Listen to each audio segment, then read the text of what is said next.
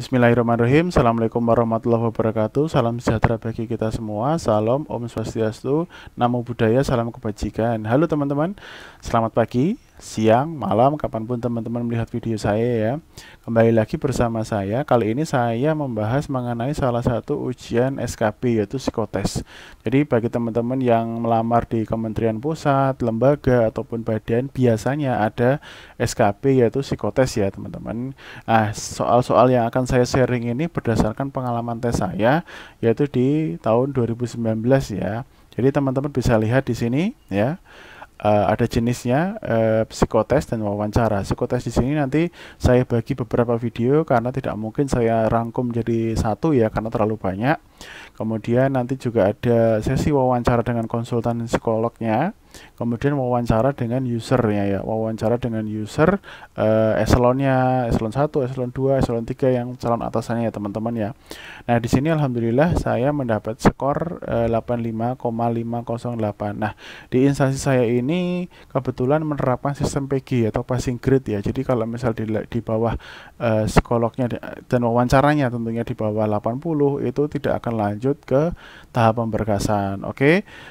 Kemudian sebelum lanjut ke soal psikotes, yang pertama silakan teman-teman pencet tombol like, subscribe, klik tombol loncengnya. Dan tentunya saya akan doakan yang teman-teman yang subscribe, yang bersedia subscribe ya, channel ini diberikan kemudahan dalam tes ujian baik SKB, masuk kerja dimanapun itu, ataupun yang ingin belajar mengenai psikotes ya. Langsung saja ke soal yang pertama ya.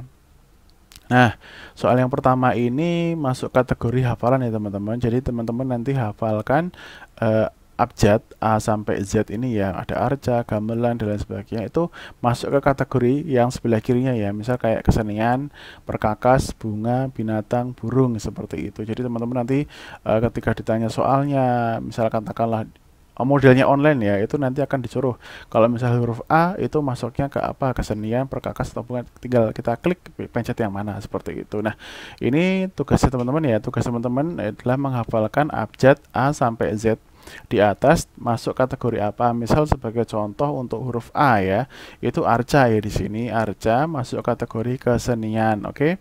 Kemudian untuk E misal elang masuk kategori burung ya. Elang mana cari? Nih elang masuk kategori burung. Nah, tes ini akan saya berikan waktu kurang lebih 1 menit. Nah, dilarang untuk mencatat nih. Jadi teman-teman jangan mencatat karena ini hafalan ya, hafalan pada lembaran tesnya ya. Oke. Sebelumnya nanti kalau misal terlalu cepat atau teman-teman membutuhkan waktu agak lama, tidak masalah untuk di-pause. Tapi biasanya untuk konsultan itu cuma memberikan waktu yang singkat, entah 1 menit atau 3 sampai 3 menit ya. Jadi itu untuk metode belajar saja. Oke, langsung saja kita klik timernya ya. Silakan dihafalkan. Arca masuk ke kesenian, cangkul masuk ke perkakas, bunga, dahlia ya kan, beruang masuk ke binatang, elang ke burung, dan sebagainya. Nanti di sesi akhir saya kasih tipsnya ya teman-teman. Tekukur masuk ke kategori burung, rusa ke binatang, dan sebagainya. Monggo silakan dihafalkan.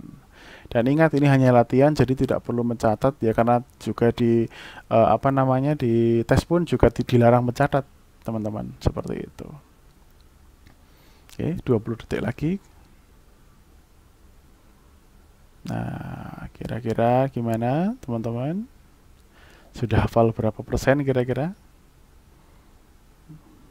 Nah, 9 lagi.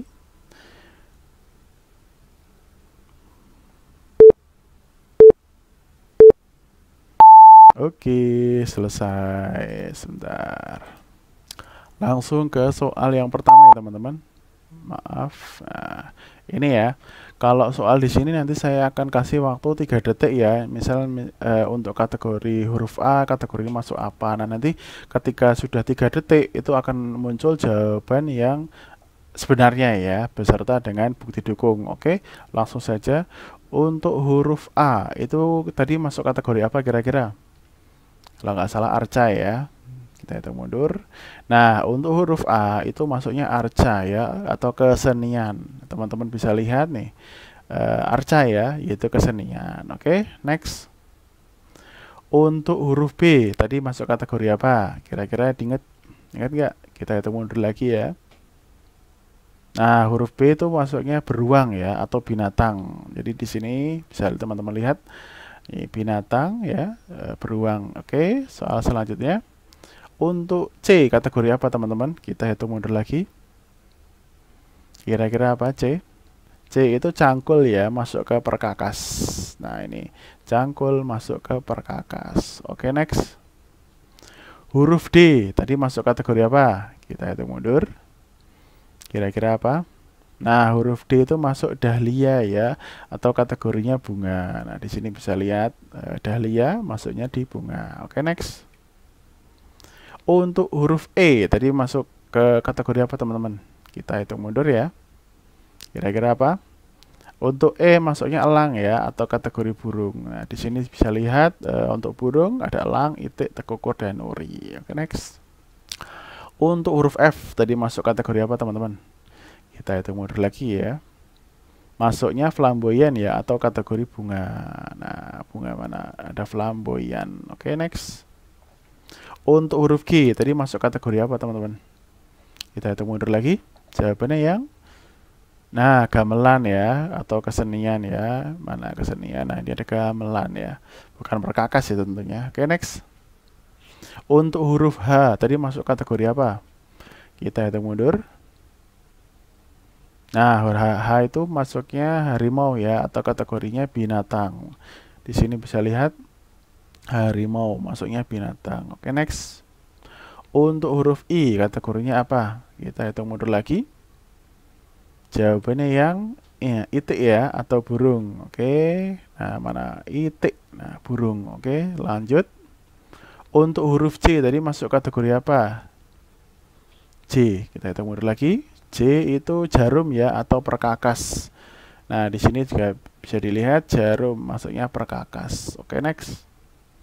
Untuk huruf K kategori apa? Kita hitung mundur lagi. Nah, huruf K kikir ya, perkakas ini bukan sifat tapi benda ya, perkakas. Oke, kita lihat perkakas. Nah, ini ada kikirnya. Oke, lanjut.